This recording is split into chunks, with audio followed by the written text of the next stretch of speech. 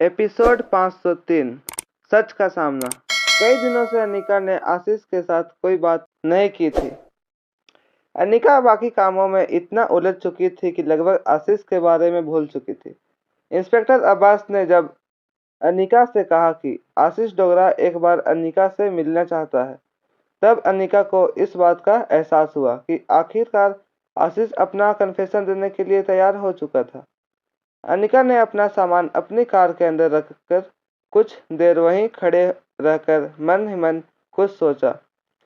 उसके बाद अनिका सीधे ऑफिस के अंदर चली गई। अनिका जैसे ही आशीष के इंट्रोगेशन रूम की तरफ जाने लगी तो हेड ऑफिस ने मेन गेट पर खड़े इंस्पेक्टर अब्बास और बाकी साथी ऑफिसर अनिका को लगातार देखे जा रहे थे। उन सबके चेहरे के एक्सप्रेशन देखकर ऐसा लग रहा था जैसे वह लोग अनिका को समझ नहीं पा रहे थे। एक दुबली पतली सी लड़की जिसे देखकर ऐसा लगता था कि वह हमेशा ही काम से दूर भागने के बहाने ढूंढती थी, वह आखिर ब्लैक कैट कैसे हो सकती थी। स्पेशल डिपार्टमेंट के लोगों को ब्लैक कैट के बारे में जितनी जानकारी थी, उससे उनके मन में ब्लैक कैट के एक बेहद खतरनाक इमेज थी। उनके लिए ब्लैक कैट कोई खतरनाक और शातिर आदमी था जो एक साथ 20 लोगों से फाइट कर सकता था। चालाक इतना कि खुले जंगल में लोमड़ी को मात दे दे और तेज इतना कि दौड़ लगाने से चीता को भी पीछे छोड़ दे। अर्जुन ने इंस्पेक्टर अब्बास की ओर देखकर कहा, सर, क्या आप यकीन के साथ कह सकते हैं कि यह नाजुक सी दिखने वाली लड़की ब्लैक कैट है? इंस्पेक्टर अब्बास ने अर्जुन की बात का जवाब देते हुए कहा, इतना ही नहीं बल्कि मुझे इस बात का भी यकीन है कि तुम लोग जिसे मिस्टर वाई के नाम से जानते हो वह और कोई नहीं बल्कि अनिका खुद है। अब्बास का अनिका के लिए कॉन्फिडेंस देखकर अर्जुन और दर्शन दोनों हैरानी से एक दूसरे को देखने लगे। दर्शन ने अब्बास की ओर हैरानी से देखते हुए पूछा, सर, आप क्या कह रहे हैं? आप यह कह रहे हैं कि यह लड़की जो दुनिया की सबसे बड़ी डॉक्टरों में से एक है वही ब्लैक कैट है और वही एक कंप्यूटर जीनियस मिस्टर वाई है? सर, मुझे लगता है आपसे कोई गलती हुई है। तभी अब्बास ने अपनी आवाज़ ऊंची करते हुए अपने साथी ऑफिसरों की ओर देखकर कहा, मुझे ताज्जुब होती है तुम सबको देखकर। तुम लोग स्पेशल डिपार्टमेंट के होनहार और काबिल ऑफिसर हो, मगर इतनी बड़ी बड़ी बातें तुम्हें नज़रों से छिप कैसे सकती है? अब्बास का ताना सुनकर सारे ऑफिसर एक दूसरे को देखने लगे। उन्हें समझ नहीं आ रहा था कि उनसे क्या गलती हुई थी। अब्बास ने अपनी बात आगे बढ़ाते हुए कहा, जरा याद करो क्रिस्टोफर के आदमी का जब हम पकड़ने गए थे तब हमारा आईटी डिपार्टमेंट क्रिस्टोफर के फ़ोन कॉल का लोकेशन नहीं लोकेट पाया था। तब अनिका ने ही हमें क्रिस्टोफर के आदमियों को लोकेशन बताया था। तब तुम लोग जरा इस बात पर गौर करो, दर्शन और उसकी आईटी डिपार्टमेंट इस देश के सबसे होनहार कंप्यूटर एक्सपर्ट से भरा हुआ है। जब वो लोग क्रिस्टोफर के फ़ोन का लोकेशन ट्रेस नहीं कर पाए तो क्या तुम्हें लगता है कोई भी ऐरा गैरा आदमी यह काम कर सकता था? अनिका ने उन्हें ढूंढ निकाला था। इसका मतलब साफ है कि ये किसी और का नहीं बल्कि खुद अनिका का काम है। और रही बात ब्लैक कैट होने की, हाँ, मैं भी जानती हूँ कि वो बेहद ताकतवर और खूंखार इंसान है, मगर यह खूबसूरत सी भोली भाली दुबली पतली दिखने वाली लड़की नाजुक है। यह सोचने की गलती कभी मत करना। मार्शल आर्ट में 20 लोग भी इस लड़की का मुकाबला नहीं कर सकते। फाइटिंग रिंग के अंदर मैं इससे लड़ते हुए देख चुका हूँ। डिपार्टमेंट के सारे ऑफिसर्स अनिका के बारे में यह सारी बातें जानकर चौंक गए थे। उन्होंने कभी सोचा नहीं था कि जिस लड़की को वह लोग इतना अंडर एस्टिमेट कर रहे हैं इतनी काबिल थी। सबके चेहरे पर ताजुब देखने के बाद अब्बास ने वहां मौजूद सभी लोगों से कहा, इतना याद रखना कि अनिका हमारे लिए एक काफ़ी इम्पोर्टेंट ऑफिसर है। बहुत कम वक्त है, उसने हमारे डिपार्टमेंट के लिए बहुत कुछ किया है। अगर वह ना होता अगर वह न होती तो क्रिस्टोफर के आदमी इस वक्त हमारे कब्जे में नहीं होते। हमारे हाथ इतनी बड़ी इंफॉर्मेशन नहीं लगती। और तो और, अगर वह ना होती तो आज हमारे ही डिपार्टमेंट के लोगों ने हमारे ही डिपार्टमेंट के एक सीक्रेट एजेंट को जान से मार दिया होता। अनिका की वजह से कैप्टन डिसिल्वा का असली चेहरा हम लोगों ने सामने आ पाया था, वरना हम तो कौशल को एक इंटरनेशनल क्रिमिनल समझकर उसे मौत की सजा सुना देते। और अगर ऐसा होता तो एक सच्चे देशभक्त को हम देशभक्ति की सजा दे देते। जब अब्बास ने देखा कि स्पेशल डिपार्टमेंट के सारे ऑफिसर अपने किए पर शर्मिंदा थे, तो अब्बास अर्जुन के कंधे पर हाथ रखकर उसे कुछ दूर ले गए। अब्बास ने धीमी आवाज में अर्जुन से कहा, तुम अपने साथ कुछ ऑफिसर्स ले लो और इस लड़की रश्मि के बारे में सब कुछ पता करो। 24 घंटे उस पर नजर रखो, उसकी हर हरकत के बारे में जानकारी दो। अब्बास की बात सुनकर अर्जुन हैरानी से उनकी तरफ देखने लगा।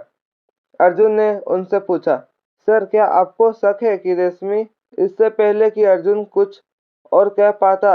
अब्बास ने अर्जुन को चुप रहने का इशारा करते हुए कहा, देखो, इस वक्त मुझे सिर्फ शक है, मेरे पास कोई सबूत नहीं है, मगर हाँ, इस रश्मि से कुछ ज्यादा ही गलतियां हो रही है। इतनी सारी गलतियां को नजरअंदाज नहीं कर सकते। जरा सोचो, जब यह यहाँ नहीं था तभी उसने अनिका पर अपना शिकंजा कसने की कोशिश की। उसने अनिका का फोन जमा करवा दिया। जब मैंने हमारे आईटी डिपार्टमेंट से पूछा कि क्या उन्होंने अनिका का नेटवर्क जाम किया था, तो उन्होंने कहा कि नहीं, उन्होंने ऐसा कुछ नहीं किया था। इसका मतलब साफ है कि रश्मि बाहर से किसी की मदद ले रही है।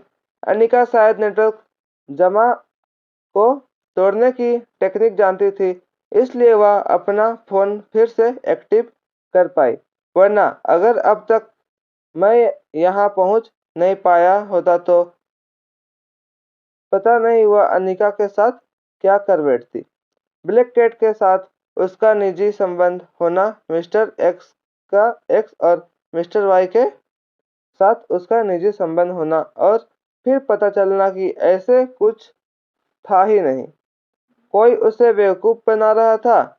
इतने में सारे कोइंसिडेंस एक ही लड़की के साथ बार बार नहीं हो सकते।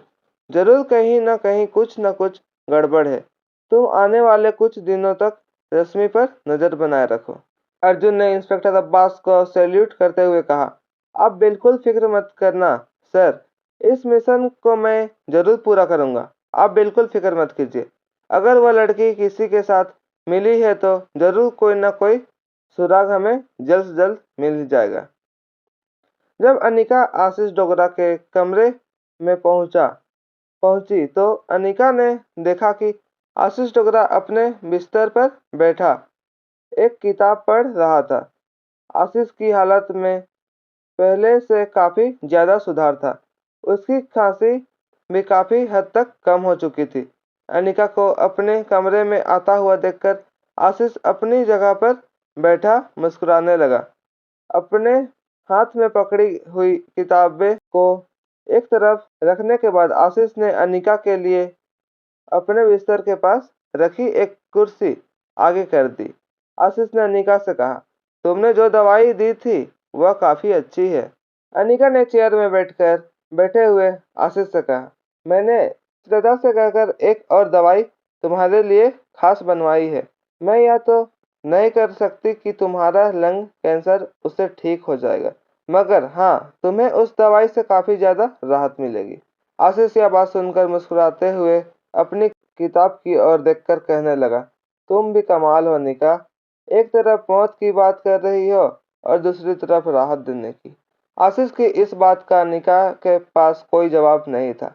अनिका ने आशीष से कहा, देखो, तुम्हें इस तरह उदास नहीं होना चाहिए, तुम्हें हर वक्त खुश रहना चाहिए। दवाई तो अपना काम तभी करेगा जब तुम्हारे अंदर जीने की इच्छा होगी। कुछ ही दिनों में श्वेता वह दवाई बनाकर मुझे भिजवाएगी, मगर वह दवाई तुम लेना शुरू करो। उससे पहले तुम्हें एक बात अच्छी तरह ध्यान रखना है कि तुम्हें अपने आप को हमेशा खुश रखना है। तुम्हारे अंदर जितनी पॉजिटिविटी होगी, तुम्हारा इलाज भी उतना तेज से असरदार होगा। आशीष ने अपनी नजरें झुकाकर अनिका से कहा, तुमने मेरे लिए खास दवाई बनवाई है?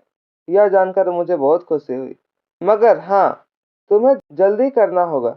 तुम्हारे पास अब सिर्फ 7 दिन रह गए हैं। आशीष की बात सुनकर अनिका चौंक गई। अनिका ने आशीष से कहा, 7 दिन? ऐसा क्या कह रहे हो तुम? 7 दिन बाद तुम कहाँ जाने वाले हो? आशीष अनिका का सवाल सुनकर मन ही मन मुस्कुराने लगा। कुछ देर तक जब आशीष ने कोई जवाब नहीं दिया, तब अनिका ने दोबारा अपनी आवाज ऊंची करते हुए आशीष से पूछा, बताओ मुझे, दिन बाद 7 दिन बाद कहाँ जाने वाले हो तुम?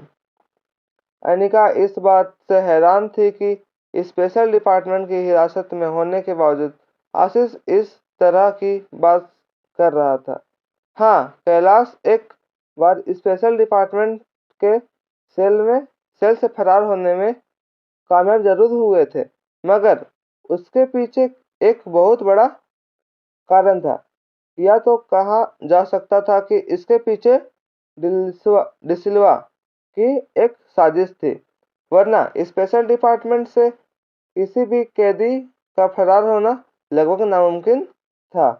आशीष अपने बिस्तर का सहारा लेकर अपनी पीठ सीधी करते हुए अनिका से कहने लगा, 7 दिन बाद मैं अपनी गैंग के साथ दोबारा मिलने वाला हूँ और उसके बाद उन्हीं के साथ रहूंगा।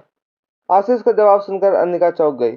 अनिका को कुछ पल के लिए ऐसा भी लगा कि शायद आशीष अपने दिमाग का संतुलन खो चुका है।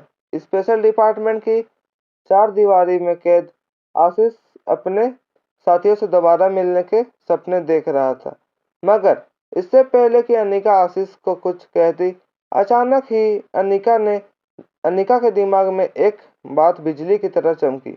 इससे पहले कि अनिका आशीष को कुछ कहती, अनिका का कंफ्यूजन दूर करते हुए आशीष ने बिल्कुल धीमी आवाज में अनिका से कहा, इंस्पेक्टर अब्बास के साथ मेरी बात हो चुकी है। आशीष की बात सुनने के बाद धीरे धीरे अनिका के सामने सब कुछ साफ होने लगा। अनिका यह बात अच्छी तरह जानती थी कि कैलाश अधिकारी एक स्पेशल एजेंट है।